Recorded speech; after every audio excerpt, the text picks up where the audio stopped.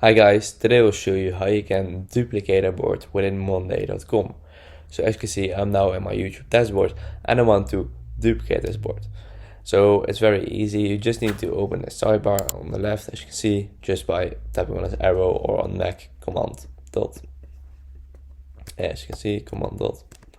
And as you can see, you need to hover over this YouTube dashboard and then 3 dots pop up. Just tap on those 3 dots, and as you can see, duplicate board. And you can change the name, for example, let's say YouTube videos, for example.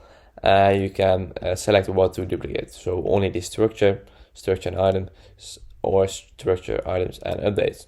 I recommend you selecting this one, but yeah, of course it depends. And keep board to subscribers, no, only me. Tap on duplicate, and this board will pop up right here if it loads. And as you can see, now this board is duplicated. It looks the same, only the name is different. So you can do this every time.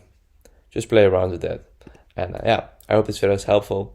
If so, please consider subscribing to the channel, it means a lot. And I see you in the next video. Bye bye.